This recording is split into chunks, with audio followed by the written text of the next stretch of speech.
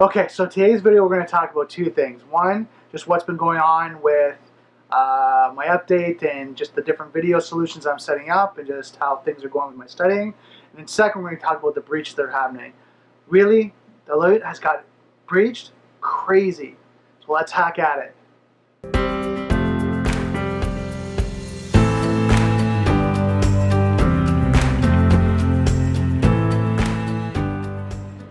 So today is going to be a very interesting day. We're going to talk about a couple things, just two things. Let me know how you like the new video format and the layout. I've upgraded my camera equipment and all that just to kind of give it a better look and feel, and just want to provide, just as much value as I can as I'm going forward. So I'm really excited about that. Next, let's talk about the news. I'm going to try to keep this clear and concise. There's a lot of things on my mind I want to ask about this just because the two breaches that have come up, just give me a second, I'm just pulling up this on my phone. The two breaches that I want to talk about today one was from Zero Fox wrote today about VEVO, VEVO, hacked via LinkedIn phishing campaign, over 3 terabytes of sensitive data exposed.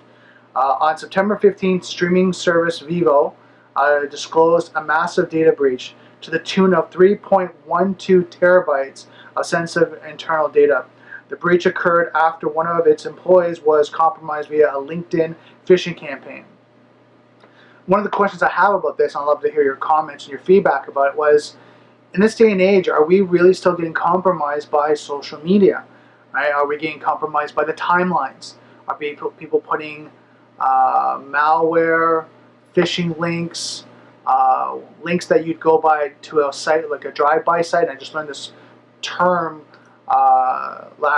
this weekend that just passed, is that when someone goes to a site and they click on the URL and the site opens up, in the background sometimes there's malware being installed, remote executions, things like that are being installed in the background because they're executable by clicking on the URL.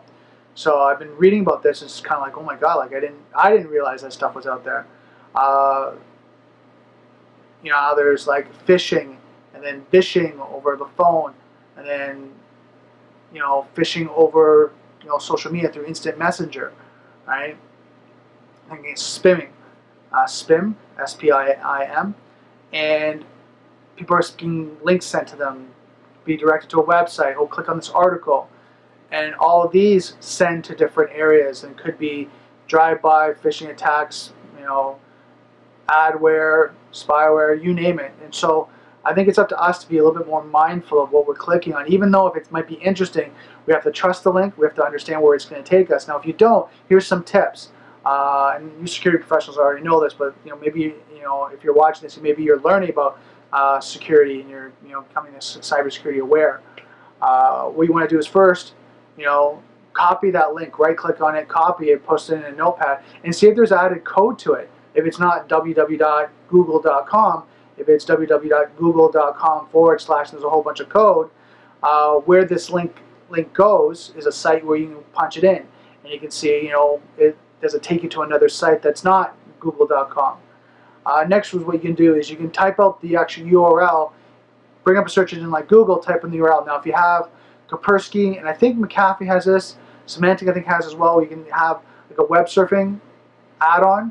What happens, it tells you if the site is actually safe. So you'll see on it, now I know with Kaspersky it's like a green a green icon with a white K in it. And then what it does, it just tells you that that site is safe. If it's not, it'll be gray. That icon will be gray. So just ways of protecting yourselves as you're surfing online. Next in the news, Deloitte got hacked. Cyberattack exposed clients' secret emails. Now this was from the Hacker News. Now I'm going to read this out to you and then I want to have a few discussion points.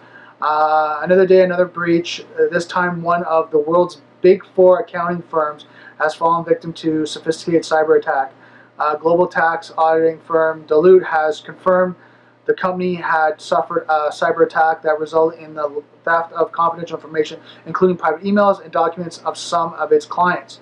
Deloitte is one of the largest private accounting firms in the U.S., which offers tax auditing, operation consulting, cybersecurity advisory, and merge and acquisition assistance services to large banks, government agencies, and large Fortune 500 multinational companies, among others. What else? The firm discovered the cyber attack in March, but it believes that the unknown attackers may have had access to its email system since October or November 2016. So over a year, these guys could have breached the system. And one of the things they were saying that the account got breached, and I'll just read that back out. Hackers managed to gain access to Deloitte's email server through an administrator account that wasn't secure using two-factor authentication, granting the attacker unrestricted access to Deloitte's Microsoft-hosted email mailbox. So my question is that with the amount of security measures that are put in place, group policies forcing two-factor authentication, why wasn't that put in place for administrators? If we know that's a security measure, why wasn't that in place? And I guess my real question is, what do you think? What I read, and if you go read the article, which all the comments or all the articles are below, if you want to click on and read them. But what do you think of these breaches or the Deloitte? Do you think there should have been other security measures? If there wasn't these security measures in place, why weren't they in place? Right? And the things that are just kind of going through my mind. I mean, being a cybersecurity newbie, right? Well, if there's two-factor authentication, well, why wasn't it a policy, a mandatory policy, through, the company? That it was actually a technical policy, right? Not just a written policy, but a technical policy that forced people, when they logged in, they had to do two-point authentication, right? Two-factor authentication. Next, why wasn't there a rotation of duties? Why was this not caught for a full year? Right? Because I know something I was reading, what was it, today? Actually, no, sort of over the weekend. Rotation of duties. Something that, John was doing one position and Fred was doing another, that they switched. Sorry, just sirens in the area. But they switched, and they would know. Or maybe mandatory vacations. If John was off and they were hacking his account, John was off and someone was actually, they would be alerts that, hey, John's off. So why wasn't the accounts being audited that, IP addresses, things like that, just things that in my mind that I've been reading. Now I don't know, I'm just brainstorming and putting this out there. I'd really like to hear what you think. So it's kind of interesting as we're going through, we're kind of, seeing all these breaches through cybersecurity, and us cybersecurity newbies and professionals, right, are really kind of seeing more and more. And my question is, what do we need to do? What do we need to learn to be able to protect the companies that we work for, our clients, and ourselves, our families, our friends? What do we need to do? Comment below. I'd really like to kind of hear your feedback on what you think, what we should do. Because I'm reading different articles, and I'm seeing there's a big gap between black hat hackers that are hacking systems for malicious use or gain or props, whatever that may be, and they seem to have collaboration, no limitations, right? They can just hack at will. There's no restrictions or limitations, especially if they're overseas and in different countries. Even more, they have just less restrictions. And then when it looks at for us, the white hat, the guys that are doing the jobs, there's policies, there's procedures, there's approval, there's budgets, things that we have to go through. And then there's change management, which takes time. So a lot of these times, and I was reading an article about patch management, and they're saying, sometimes patches get deployed or get notified that there's a patch, but don't get deployed for a month to sometimes even longer.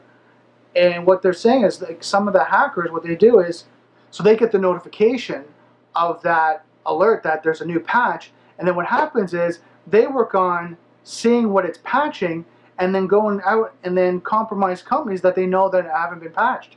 So it's kind of this gap that we're seeing that, oh my God, they have the system in place that they know where the vulnerabilities. They don't even have to really discover them. It's laid out in the actual patch. This patch is fixing this issue. So then they just go to the companies and try to find which companies are not patching in a timely manner, and then they're compromising them. So it's oh wow, this is it's kind of scary to hear that this is one of the processes that are out there. So just comment below. I'd love to hear your thought on this. This is kind of just me brainstorming and just learning as I go, and just sharing what I'm learning so I can, you know, learn from you guys, learn from what I'm researching and studying, but also learn from you guys on what you think and what you're doing in the industry, and, you know, what's your ideas, what's your, you know, thought around securing these, and this will help me learn even better and just apply. So thank you so much. I'm just so excited about learning and just keep developing. Now I just want to add, you know, comment below is also like, just let me know what you think of the video format and everything that we're doing, because it's just exciting to give some new life to the video and just be excited about it. So don't forget, software on this side, software is hackable, being connected is vulnerable, and I'll see you next video.